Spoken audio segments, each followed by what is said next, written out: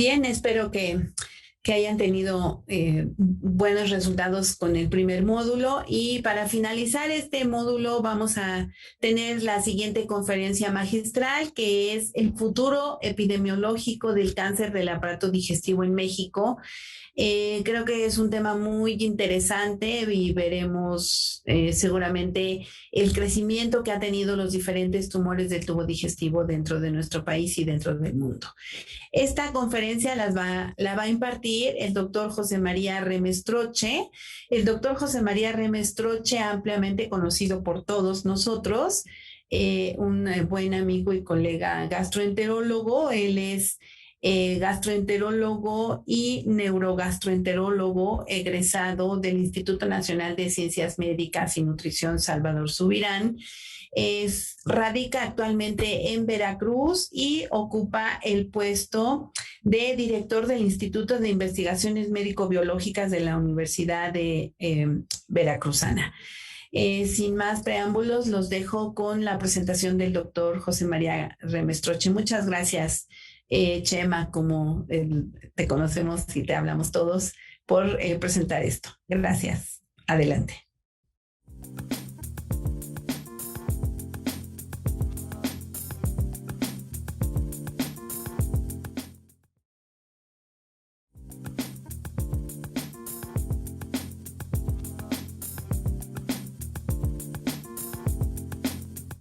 Para mí es un honor y una distinción el que me hayan asignado esta conferencia magistral en esta reunión regional del centro, modalidad virtual.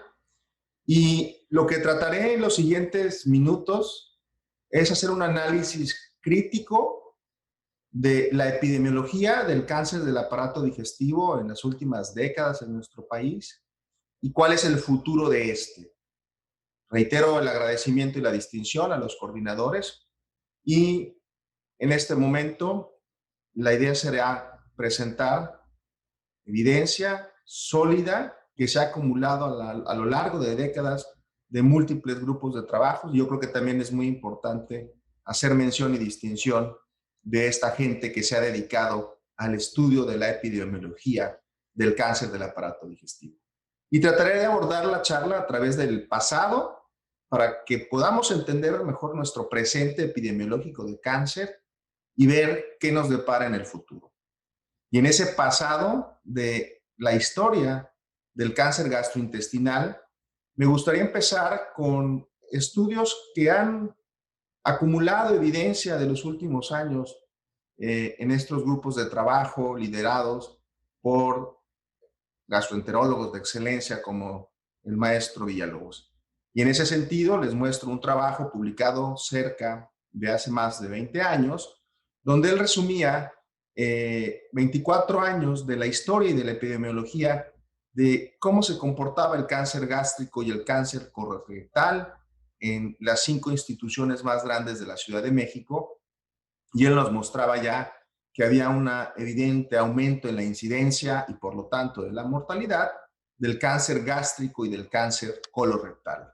Y se nos venía preparando hace 3, 4 décadas de que esto era un problema emergente que nos lleva a un presente donde seguimos viendo esta alta incidencia el día de hoy. Posteriormente, les quiero mostrar la evidencia de un análisis epidemiológico muy, muy bueno, que es un estudio publicado hace algunos años y que resume las tendencias en la mortalidad por cáncer en México de 1980 al 2011. Es un grupo muy sólido del Instituto Nacional de Salud Pública que resume lo que podría ser la historia del cáncer y su mortalidad en 30 años.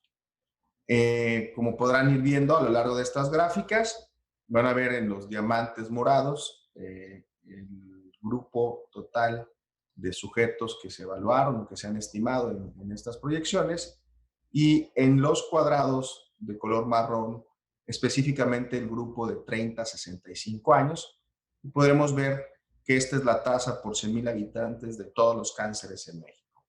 Cuando se hace un análisis puntual de la tendencia de mortalidad por cáncer de las neoplasias del aparato digestivo, van a ir viendo cómo evidentemente hay una tendencia y un incremento después de la tercera, cuarta década de la vida en la incidencia y en la mortalidad de cáncer de colon, tanto en hombres como en las mujeres, aunque llama mucho la atención, y esta es una tendencia epidemiológica que pasa en otras partes del mundo, la tendencia o el incremento es mucho menor. Aunque hay un incremento, es menor, y esto el día de hoy nos sitúa en México, un país con un alto número de casos de cáncer de colon, específicamente en hombres. En el caso del cáncer de esófago, vean que la tendencia en este estudio de la mortalidad ha sido más o menos estable. De repente en las mujeres parece haber un discreto descenso. Y en el estómago, esto es muy interesante porque se repite en los estudios que vamos a mencionar más adelante, hay una tendencia a la disminución de la mortalidad tanto en hombres como en mujeres. Y esto es probablemente el efecto de múltiples situaciones epidemiológicas.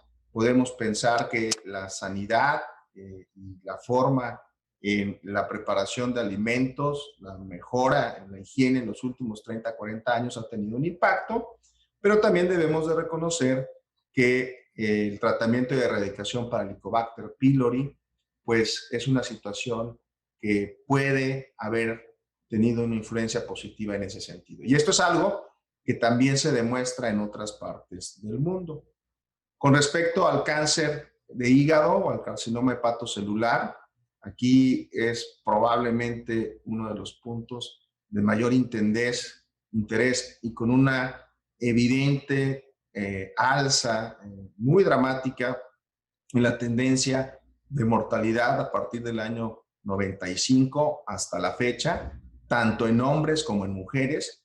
Y si bien en México tradicionalmente las causas más comunes de cirrosis, la condición que predispone al cáncer hepatocelular, había sido el consumo de alcohol y la infección por virus de hepatitis C, que el día de hoy empieza a haber programas para su erradicación, para nosotros es claro que la obesidad, esta pues pandemia que en prácticamente 20 o 30 años se ha ido incrementando en los diferentes grupos de edad. Es sustancial el incremento, por ejemplo, en el sobrepeso y obesidad en los niños. Se está convirtiendo en el factor de riesgo para que en los siguientes años tengamos un aumento mayor de lo que se ha visto en el carcinoma hepatocelular, y no nada más en su incidencia, sino, como veremos más adelante, la mortalidad asociada es una de las más altas. Evidentemente, el día de hoy, cuando se evalúa la epidemiología global del carcinoma hepatocelular, a México se nos sitúa en naranja en su asociación entre enfermedad metabólica asociada al hígado y carcinoma hepatocelular, donde se estima que el 25% de los carcinomas hepatocelulares que estamos viendo en México nacen a partir de un problema metabólico. Y esto lo verán seguramente más adelante en la reunión regional del centro. Los mecanismos, los metabolismos y las formas que tenemos que impactar son muy importantes a considerar para el futuro del carcinoma hepatocelular.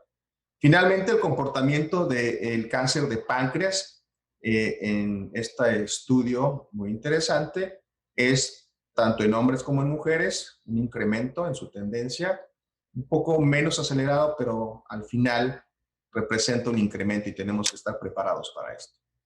En otro estudio que también evalúa un poco el comportamiento epidemiológico en el pasado, este es un estudio del doctor Alejandro Moar, un referente de epidemiología y cáncer en nuestro país.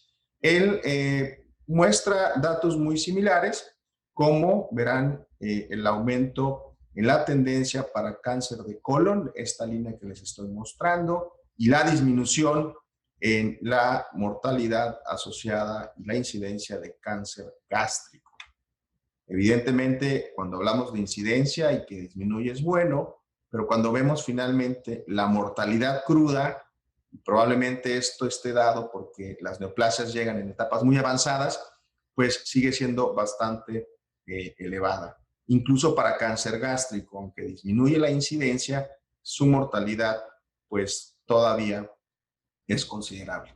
Y para el año 2020 se esperaba de forma global que esta tendencia siguiera a la alza y bueno, pues es lo que estamos viendo en nuestro presente. Y les voy a mostrar un poco en el presente datos muy interesantes de lo que está pasando en otras partes del mundo y lo que nos dice Globocan que está pasando en México el día de hoy. Esto es un artículo muy interesante publicado en Gastroenterology muy recientemente sobre la epidemiología de los 5 tumores del tracto digestivo más importantes.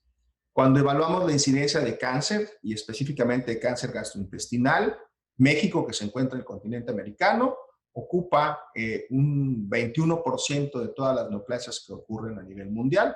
Se estima cerca de 5 millones de casos nuevos de cánceres gastrointestinales y 3.4 millones de muertes relacionadas. Una mortalidad muy alta para la incidencia que se dio en el año 2018. Los cánceres gastrointestinales representan el 26% de la incidencia y el 35% de las muertes relacionadas con el cáncer.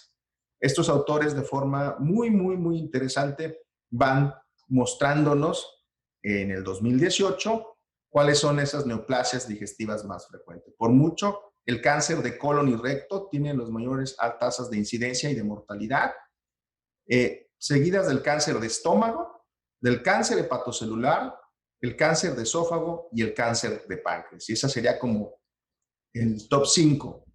Y esto, cuando lo evaluamos en México, tiene un comportamiento muy similar.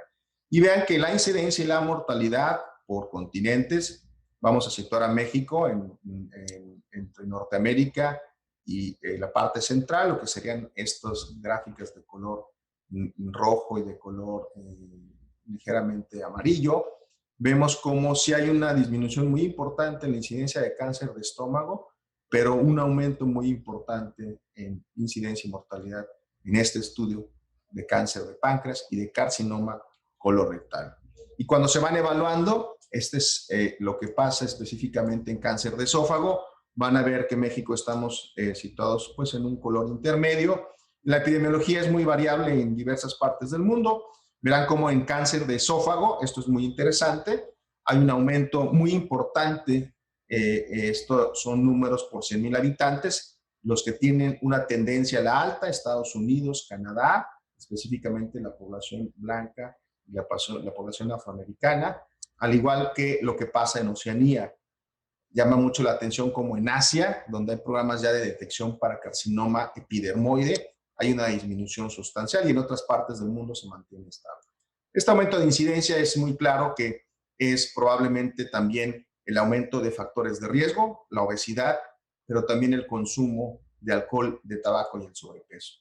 Y es interesante cómo en el caso del adenocarcinoma esofágico, donde los factores de riesgo más importantes son el reflujo y la obesidad del día de hoy, pues se combinan con cofactores que pueden tener ese efecto sinérgico y vean cómo el consumo de alcohol, en que el consumo del tabaco empieza a disminuir en algunas partes del mundo, son factores que potencian este riesgo en la población. En el cáncer gástrico, verán cómo todavía hay zonas del mundo, África y Asia, con una tasa de incidencia muy importante, pero es bien interesante ver cómo en países donde ha mejorado la sanidad y hay programas de vigilancia, escrutinio y erradicación del cáncer, se mantiene estable con una tendencia muy estable o hacia la baja a lo largo del tiempo.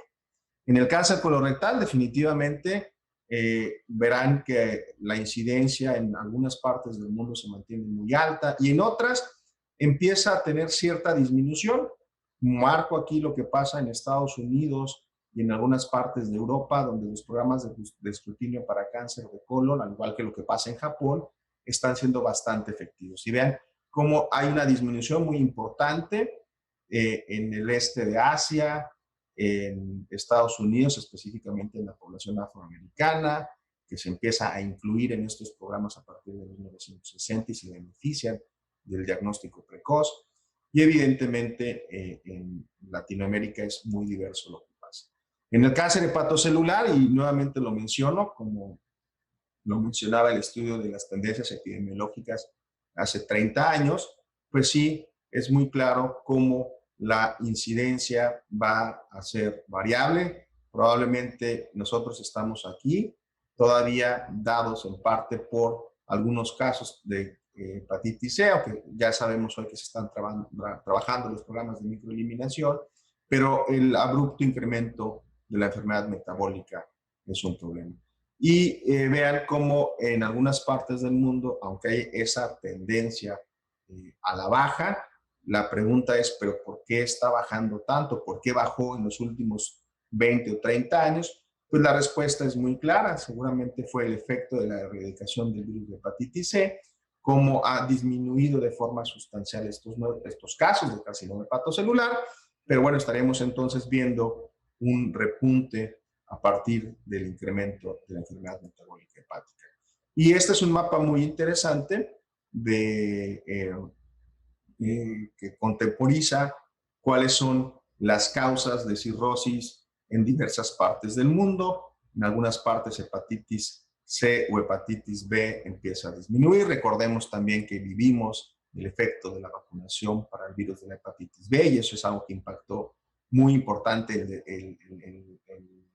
la forma que disminuyeron los casos de cáncer hepatocelular en Asia, por ejemplo, ¿no? Entonces, esto va a ir cambiando y creo que debemos de estar preparados.